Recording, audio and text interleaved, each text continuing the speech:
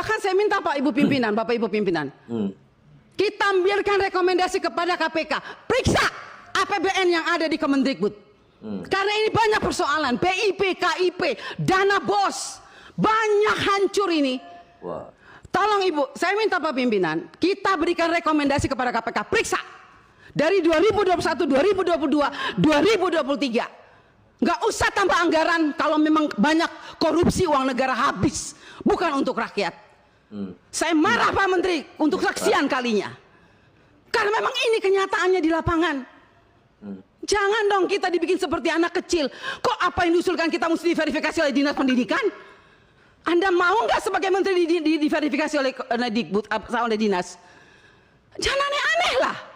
Shalom, assalamualaikum warahmatullahi wabarakatuh. Om Swastiastu, Namo Buddhaya, salam kebajikan dan salam cinta damai dari saya Perianto Zamasi dan salam Indonesia cerdas. Nah teman-teman, langsung saja mari kita akan saksikan video berikut ini. Berikutnya dari Demokrat, silakan Bu Anita. Oke.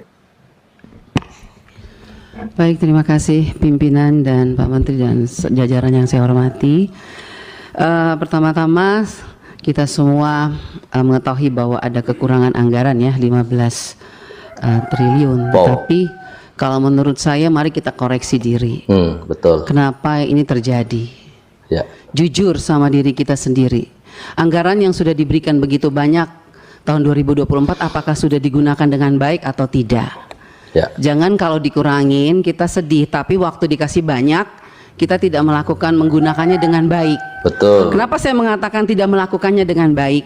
Karena sampai hari ini Pak Menteri berulang kali saya katakan bahwa masih banyak persoalan terhadap realisasi anggaran dan penyerapan anggaran APBN itu ke daerah, baik transfer daerah. Itu banyak persoalan. Mau masalah guru, sampai sekarang guru P3K yang sudah lolos P3K sampai sekarang belum dikasih SK. Wow. Ngeri juga. Provinsi ya? NTT belum. Mereka belum terima SK. Gawat. Kedua, guru-guru daerah terpencil masih banyak yang belum terima juga tunjangannya. Ketiga, banyak bangunan-bangunan sekolah yang masih terbengkalai padahal dari 2021 anggarannya. Saya salah kasih contoh di Kabupaten Kupang ada 17 sekolah bangunan yang dari 2001 sampai sekarang tidak terselesaikan. Wow, lama juga ya. Mau lagi, kita lihat lagi dana-dana PIP. Nah, makanya kemarin saya mengatakan bahwa kalau KPK memberikan rekomendasi kepada Kemendikbud, harusnya Kemendikbud sadar. Karena apa, kami ini Dewan, kami sudah bilang setiap rapat, banyak persoalan. Lakukan pengawasan, laporkan kepada kami. Tapi kami tidak pernah didengar. Ya kan? Akhirnya sekarang KPK memberikan rekomendasi, baru seakan-akan Kemendikbud kayak kebakaran jenggot.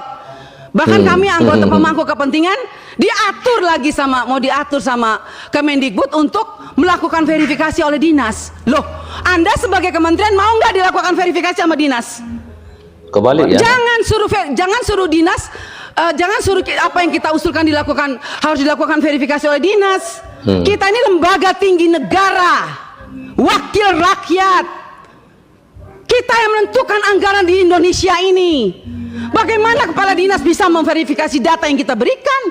Betul, betul. Anda sebagai kepala kementerian mau nggak diverifikasi sama dinas? Bapak Ibu ini kan orang-orang pintar setahunya saya di Kemendikbud. Orang-orang berpendidikan. Kok bisa salah mengambil kebijakan? Sekjen, Anda mengeluarkan Persekjen yang dimana poin nomor 3 dikatakan bahwa data yang direkomendasikan sebagaimana dimaksud pada huruf B diverifikasi oleh Dinas Pendidikan. Loh, kita ini pemangku kepentingan usulkan itu dari Dapodik sekolah. Dapodik itu harusnya kan, makanya tadi Pak Andre bilang operator sekolah itu diperhatikan karena semua itu dari operator sekolah. Kepala sekolah aja kadang-kadang tidak tahu apa yang terjadi dilakukan oleh operator sekolah. Dinas pendidikan juga nggak tahu. Nah, kementerian juga. Jadi kalau mau melakukan verifikasi, harusnya kementerian melakukan verifikasi terhadap dinas, dinas lakukan verifikasi terhadap kepala sekolah, hasil verifikasi itu baru diberikan kepada kami. Itu jangan dibolak-balik. Nah, ini benar ya saya pikir teman-teman ya. Masa iya dinas itu yang memverifikasi usul yang disampaikan oleh DPR itu kebalik ya. Jadi seharusnya yang dari atas dong yang memverifikasi gitu ya, istilahnya ya kepala sekolah ya diverifikasi oleh dinas, lalu kemudian dinas diverifikasi oleh Kemendikbud, baru diserahkan ke DPR. Nah ini kebalik sih kalau misalnya benar apa yang disampaikan oleh Ibu Anita ini ya. Kalau misalnya sampai ya yang diusulkan itu ya yang diusulkan oleh DPR itu justru harus mendapatkan verifikasi dari dinas lagi. Wow, ini ngeri ya. Oke, kita akan lanjut dulu teman-teman ya. Bahkan saya minta Pak Ibu pimpinan, Bapak Ibu pimpinan, kita ambilkan rekomendasi kepada KPK, periksa APBN yang ada di Kemendikbud. Karena ini banyak persoalan, PIP, KIP, dana BOS, banyak hancur ini. Wah. Tolong Ibu, saya minta Pak pimpinan, kita berikan rekomendasi kepada KPK, periksa dari 2021, 2022, 2023. Nggak usah tambah anggaran kalau memang banyak korupsi uang negara habis, bukan untuk rakyat. Saya marah Pak Menteri Ini untuk keras. kesaksian kalinya. Karena memang ini kenyataannya di lapangan. Jangan dong kita dibikin seperti anak kecil. Kok apa yang diusulkan kita mesti diverifikasi oleh Dinas Pendidikan? Anda mau nggak sebagai menteri diverifikasi oleh Dikbud, oleh dinas? Jangan aneh-aneh lah. Kalian tuh dipilih oleh presiden. Betul. Harusnya berikanlah yang terbaik untuk rakyat. Ya, setuju. Semoga pembicaraan saya ini dilihat oleh presiden yang baru. Semoga presiden yang baru memperhatikan kinerja kementerian sekarang ini, memperhatikan eselon-eselon satu yang sudah ada ini. Ya. Tidak memberikan solusi kepada negara, hanya membuat persoalan di daerah. Yang tertinggal tetap tertinggal, yang guru menangis tetap menangis. Bicara platform digital, mana keadilan untuk daerah 3T? Enak daerah-daerah yang sudah ada internetnya diberikan terus, tapi kita yang daerah 3T yang tidak ada internetnya dibiarkan begitu saja. Wah. Mana keadilan sosial bagi seluruh rakyat Indonesia, Pak Menteri? Saya sangat kecewa.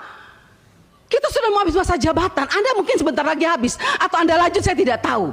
Ya, tapi betul. saya puji Tuhan, Tuhan dan rakyat masih memilih saya kembali. Amin, amin. Dan sampai ini, apapun yang terjadi, Ini kita keren yang terpilih kembali, kita akan tetap memperjuangkan keadilan dan kebenaran untuk kemajuan anak negeri kita. Ya. Bukan untuk kita anggota dewan, bukan. Jadi jangan aneh-aneh punya pikiran negatif terhadap wakil rakyat. Semua data-data yang kita pilih itu adanya di dapodik sekolah. Perhatikan dong operator sekolah, perhatikan kepala sekolah, perhatikan dinas. Jangan hanya urus yang besar-besar triliunan, tapi begitu sampai di bawah tidak pernah diperhatikan. Omong kosong semua ini. Saya setuju KPK memberikan rekomendasi. Bila perlu kita berikan rekomendasi kepada KPK, periksa Kemendikbud. Biar kita lihat siapa yang bobrok, siapa yang mencintai negeri ini sebetulnya. Wakil rakyat kah? Atau mereka? Oke. Jangan begitu dong. Bikin persesjen memalukan, Bu Sekjen. Ya iyalah, Anda jangan senyum. Anda membuat persesjen, tidak berpikir, masa kita diverifikasi oleh dinas? Betul. Mending kalau kepala dinasnya bersih. Kalau kepala dinasnya justru yang mencuri uang PIP, bagaimana Ibu? Saya mau tanya sekarang, jawab. Apa Anda pikir semua kepala dinas bersih? Oh tidak. Mari kita buktikan. Mau kita turun, kita buktikan, kita tanya jangan sama kepala dinas, tanya sama penerima PIP. Itu baru bisa jawab jawabannya. Kalau Anda hanya turun hanya di dinas, semua jawabannya bagus. Tapi coba turun ke rakyat, turun ke penerima orang tua. Kalau nggak lihat itu orang tua punya air mata. Omong kosong, nama ada, SK ada, uang nol sampai hari ini. Baik. Jadi kalau kita mau bicara soal anggaran, Pak, jangan ditambah. Tuhan juga tidak ingin semua uang negara ini hilang. Saya yakin dan percaya sampai ini anggaran turun. Tentunya pasti. Karena Tuhan itu lihat air mata orang miskin. Jadi kalau anggaran turun jangan marah. Mungkin inilah kehendak Tuhan supaya kita koreksi diri, stop dan bertobat. Kalau mau lihat bangsa ini baik dan lebih maju. Terima kasih pimpinan. Oke. Berikutnya dari Demokrat. Ini luar biasa sekali teman-temannya apa yang disampaikan oleh seorang wakil rakyat. Yang saya pikir memang ya harus begini, artinya memang harus ada yang namanya keterbukaan gitu loh. Dan yang namanya anggaran itu ya memang harus sampai kepada sasarannya ya.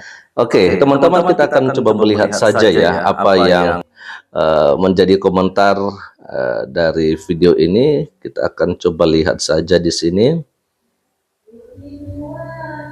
Sebentar ya. Nah, ini dia. Saya ada coba bacakan, ada komentar dari Luki Caca ya. Dia katakan di sini, ya Allah Bu, makasih ya Bu sudah menjadi wakil rakyat yang sesungguhnya. Ya. Lalu kemudian ada dari Alba Situritko ya. Buset, ngomongnya lancar banget kayak baca teks, tegas jelas dan dengan data definisi wakil rakyat yang sesungguhnya. Ibu hebat. Ya, memang ya beginilah ya yang kita tunggu-tunggu teman-temannya, bagaimana seorang wakil rakyat benar-benar menjadi penyalur ya aspirasi yang dari rakyat begitu loh ya. Ada juga komentar dari Nurbe Siti ya, menyala Ibu, luar biasa ya, menyala Ibu Anita ya. Ada juga komentar dari Sudarmanto Subur, itu baru anggota DPR yang hebat, betul sekali ya, betul sekali. Lalu ada dari Bielubis, memang lucu sih, sukses punya ide Gojek, terus direkrut jadi Mendikbud. Hubungannya apa? Nah, saya juga nggak ngerti sih sebenarnya ya, kok bisa seorang Pak Nadiem Makarim ini bisa diangkat menjadi seorang menteri. Padahal dia kan dari Gojek ya teman-temannya. Apa kaitannya ya? Nggak ngerti sih. Lalu kemudian ada komentar dari Mbah Kakun 9. Dari fraksi mana itu Bang? Itu dari Partai Demokrat tadi ya. Oke ya. Lalu kemudian ini dia yang paling terakhir dari Bunda Premier. Saya melihat ibu ini sudah muak. Same with Asbo, menyala, semoga pemangku kebijakan segera bertobat ya. Dan ini sangat-sangat paling terakhir. Menyala Ibu, berarti ucapannya sangat mengetuk hati nuraninya yang duduk di DPR, yang cuma duduk doang dapat tunjangan tanpa ada kerja kerasnya. Berarti ada kebocoran dana hingga tidak sampai ke tangan yang perlu dan membutuhkan. Ya, oke teman-temannya. Jadi memang kita sih ya tentunya mengharapkan apa anggaran yang sudah diprogramkan dari pusat bisa sampai ke daerah-daerah dan bisa menyentuh mereka-mereka, baik itu murid ya dan juga mereka-mereka guru honor ya atau P3K yang baru aja menang beberapa waktu yang lalu. Ya, tentunya harapan kita kalau boleh mereka yang sudah lolos atau menang di P3K ini ya secepatnya lah dikeluarkan SK-nya. Jangan hanya nama ya sudah P3K tapi tidak dapat SK, apalagi kalau misalnya mereka nggak sampai mendapatkan apa yang sudah dianggarkan dari pusat. Itu harapan kita teman-teman, kita mau semuanya boleh transparan tanpa ada yang disembunyikan. Karena dari awal dikatakan oleh Ibu Anita bahwa ada kekurangan dana ya sekitar 15 triliun dan itu bukan sebuah nominal yang kecil teman-teman ya. Nah, saya pikir dalam hal ini tentunya harus benar-benar dijalankan dengan baik tanpa ada yang disembunyi-sembunyikan begitu ya. Oke, itu aja dulu teman-teman yang bisa saya bagikan kepada kita semua pada kesempatan pagi ini, dan Tuhan Yesus memberkati kita semua. Shalom, assalamualaikum warahmatullahi wabarakatuh.